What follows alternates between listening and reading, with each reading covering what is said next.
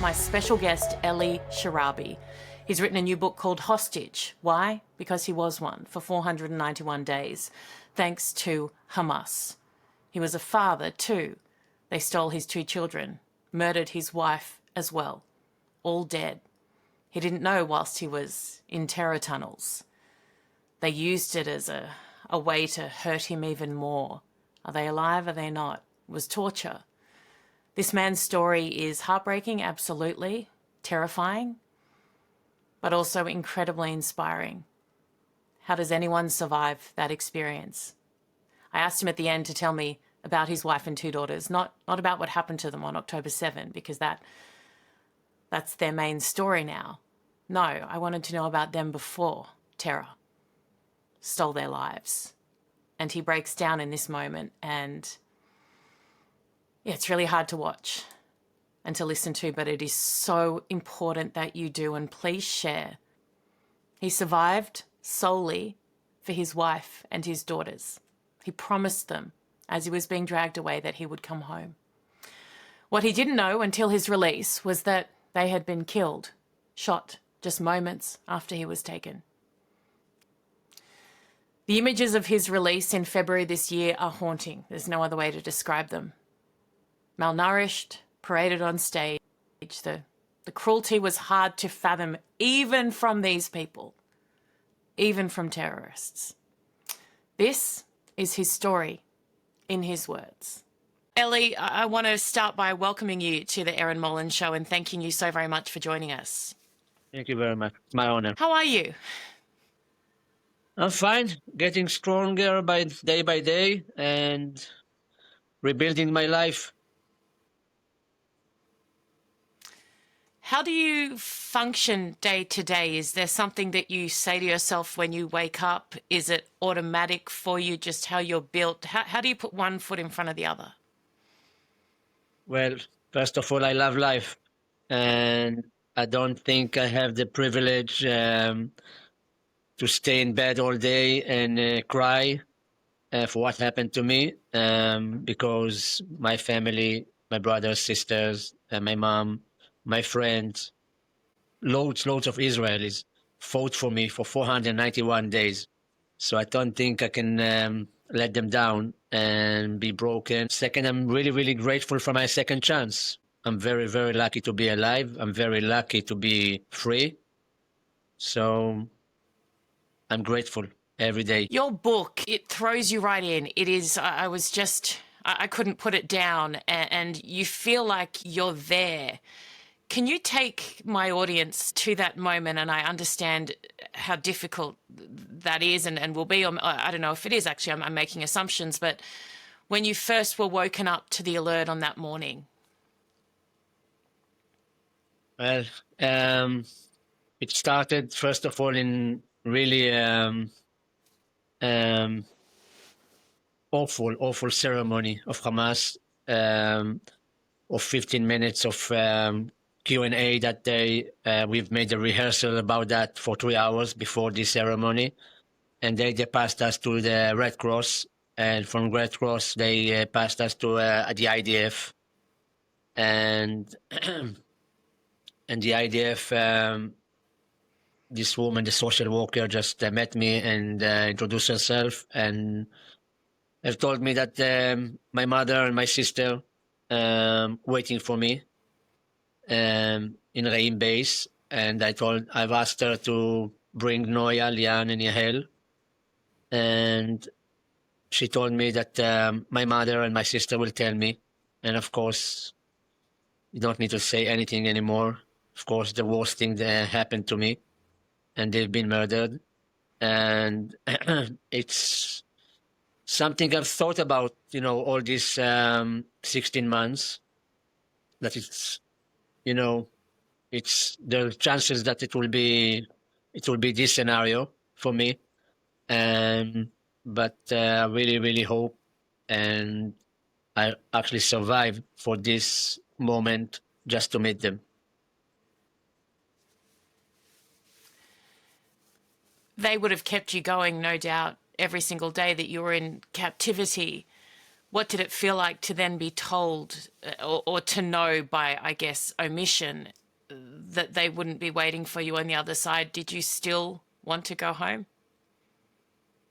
Well, I'm sure it would have been very, very tough for me. I'm glad that I didn't know until they released me, um, because it was the main um, goal for me to make my promise to my daughters that on that morning of October 7th that I shouted them, I'll come back for them. And I'm really, really glad that I didn't know until the day I was released.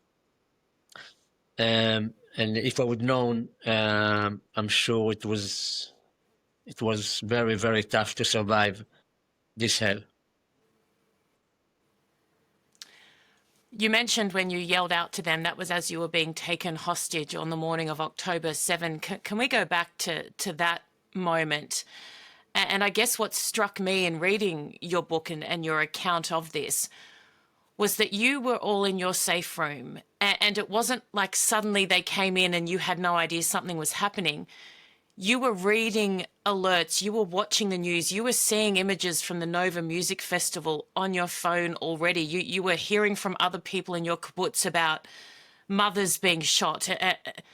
You knew what was coming. I mean, every scenario is horrific, but talk me through that. It was 4 hours in a safe room that looked like forever for us. Every minute was very stress, and we understood. We didn't want to believe, but we understood they were on their way to our house as well, to our neighborhood, and and that was actually the moment me and Lianne got the decision that we are not going to fight with them, because we want to protect our daughters. And we were sure, we presumed that I will be kidnapped, and they will be safe with their British passports. And I was sure until the day I was released that this scenario was happened really, and they are safe because the British passport, and they left them on their own. And but actually, I understood a few days later, after my release from the IDF, that they've been murdered 5 minutes after they kidnapped me. You talk about that last look at your daughter's faces and the fear that you say will never leave your mind. Is that still a daily memory for you, or can you replace that with the more beautiful memories, or how does that work? Well, good question. Most of the time, I remember them smile and laughing and happy. But sometimes yes, this fear in their eyes was unimaginable.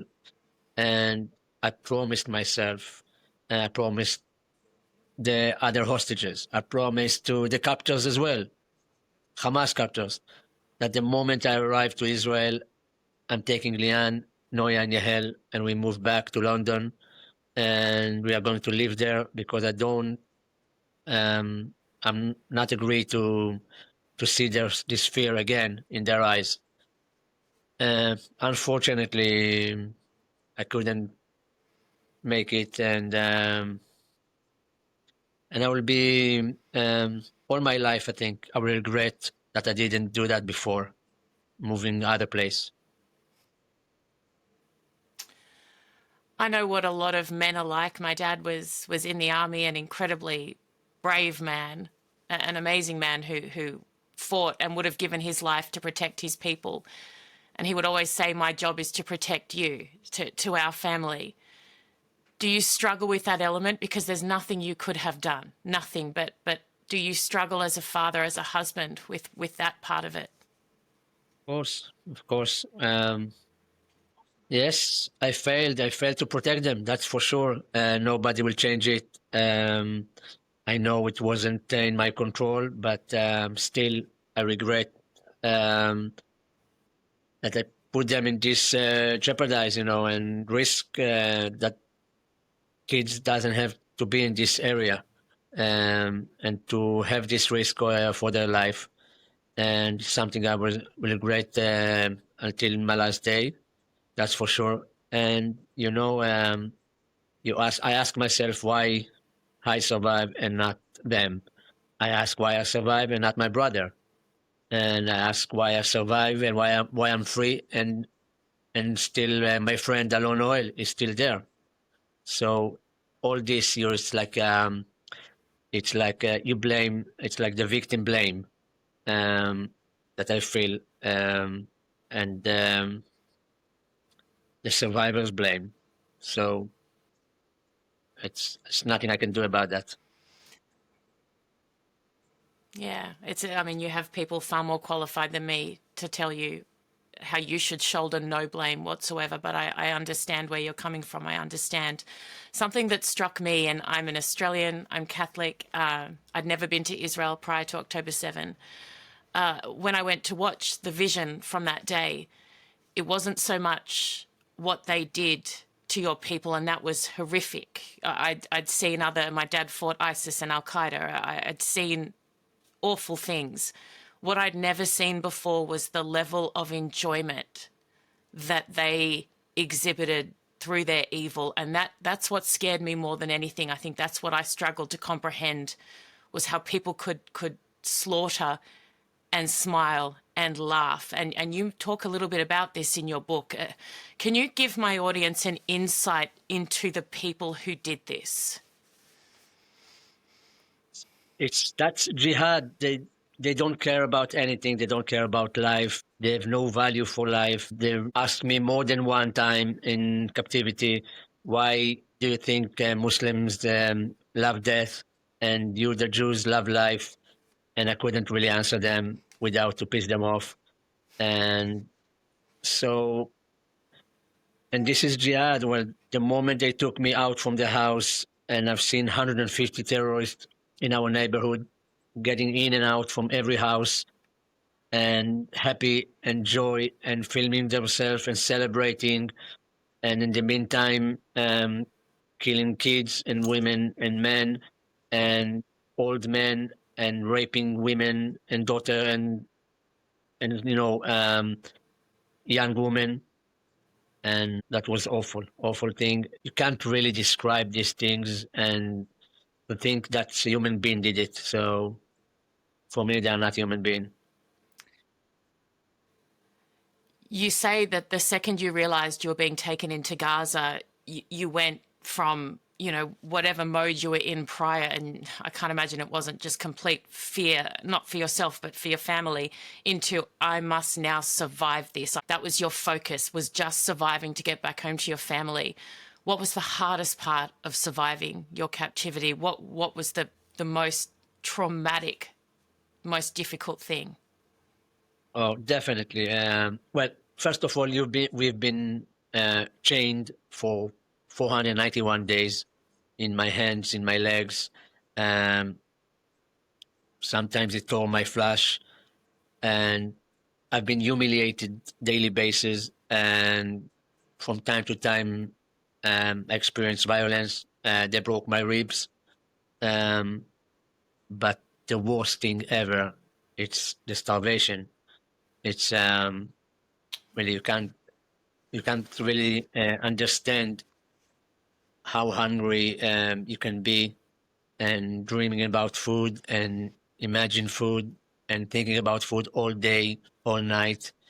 After you eat a bowl of pasta, um, and waiting for the next meal for 24 hours, it's awful thing. And if it happened 1 day or 2 days, it's okay. It's happened to me for 6 months, day by day.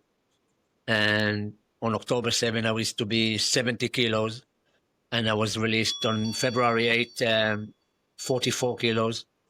And that's that was really unbearable to be that hungry.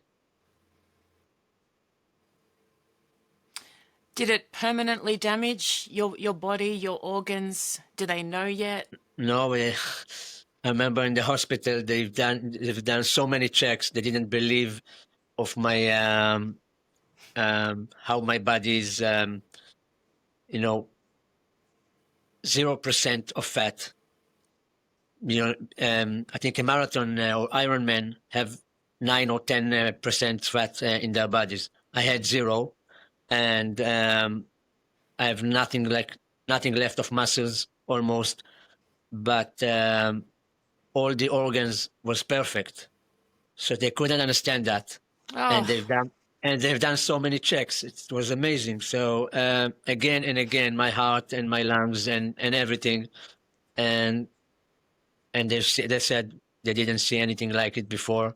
Um, but thanks, to God, I'm fine. I recovered physically. I'm training every day. I'm eating. I'm happy. So you're all good. amazing. What, what, what is your relationship like now with food? And I know that might seem like a ridiculous question given, what Uh, else you've gone through, but I as a woman who goes, how is it, has it changed?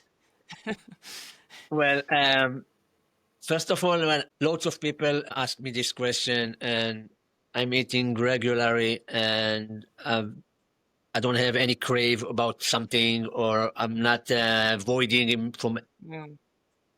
from other, from food that I used to eat in Gaza. So I'm fine. I'm fine. Just normal. Everything is normal, really. Everything is normal, and I've gained, 20 kilos more now. So I'm 64 kilos, Wow. and it's more than enough. I'm training, and I'm fine. Amazing, amazing.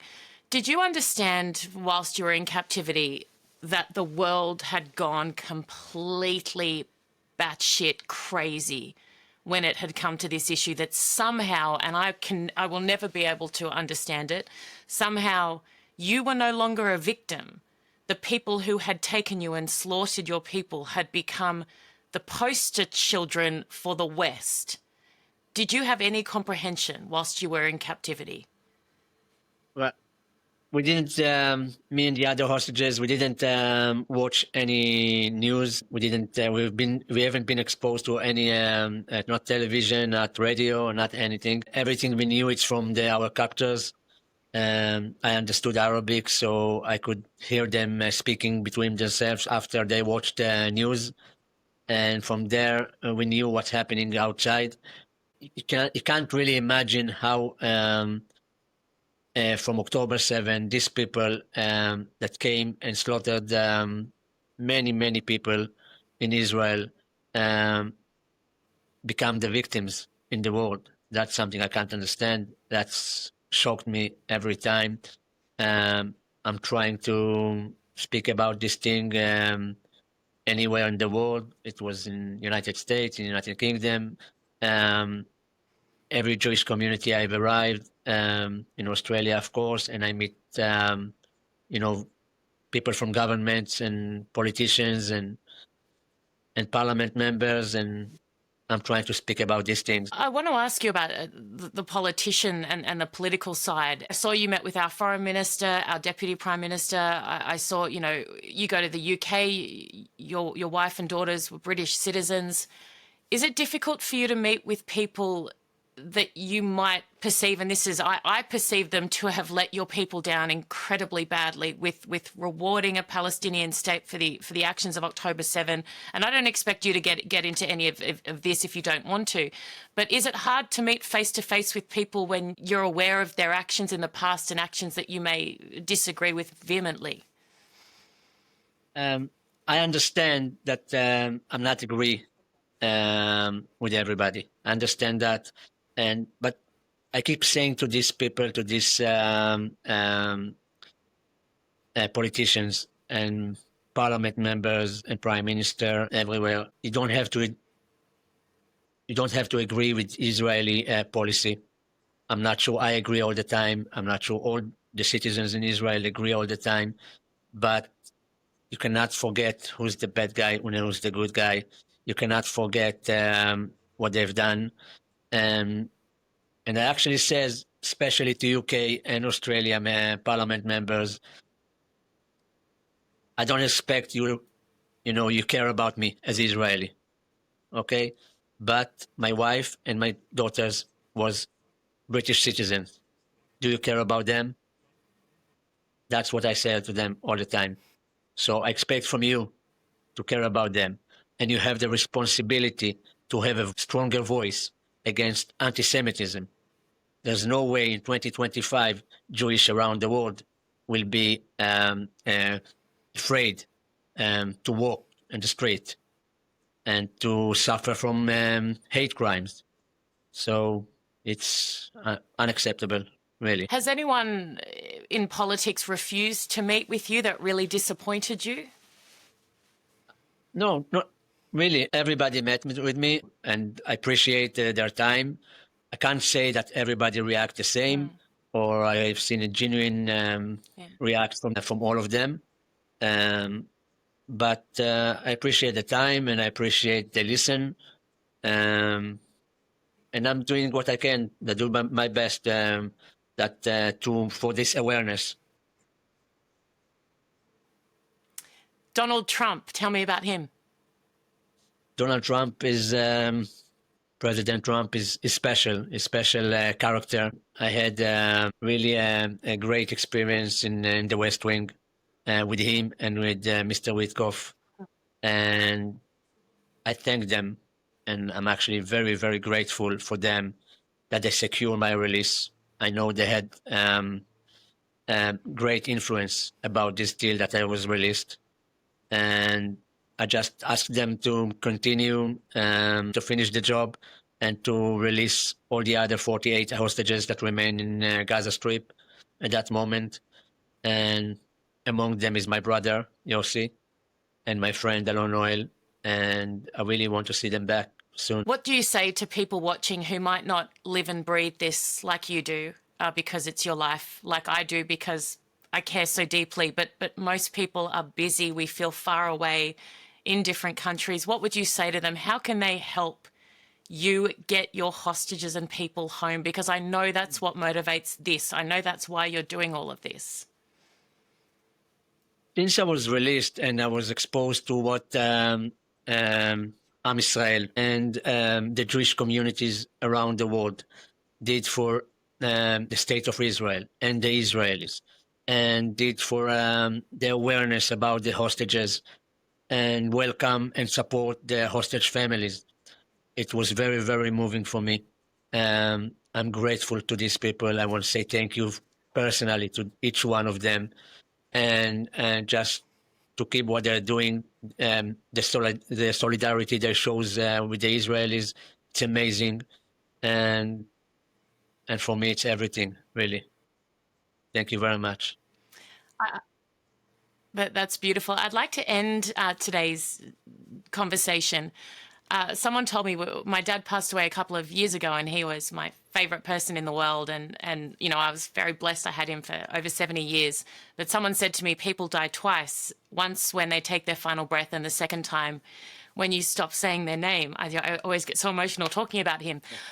So I'd love, if you wouldn't mind, to end this conversation, I'd love you to say the name of your wife and your two daughters and your brother, and just your favorite thing about each of them, so that we can get to know not them that on October 7 that were brutally killed in the way they were, but the people you loved. My wife Lianne, British, very proud British woman, loved to read and singing, and her voice, just to hear it again.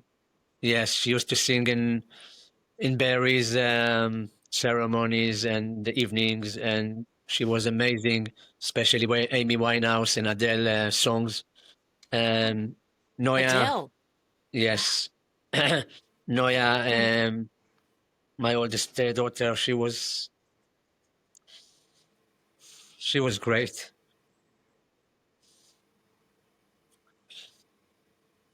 She used to volunteer with autistic kids. Oh, wow. And She was all heart. Yeah. Yeah. And Yahel, um, Yahel liked everything extreme. She liked to jump from airplanes Oh my gosh, that's crazy. and, and scuba diving. And we did the scuba diving together and playing soccer. And she was amazing. And and my brother Yossi was all the time supportive and loved surfing. And I'm sure we'll bring him back home. And I have no his, doubt. his wife and his 3 daughters will have a grave to cry on. Ellie, you're amazing, and I'm so grateful. Thank you so much for sharing. And my heart breaks for you, but it also sings for you because I know why you were kept alive, and it's to do the work you're doing now. And your life will never be the same, but it will be rich in many ways. I have no doubt. So thank you so much. Thank you. Thank you. Thank you very much. Absolutely, he's incredible, isn't he? Gosh, that last bit just it gets you, doesn't it? He is amazing. Love you all. Thank you for watching and listening. Take care. See you soon.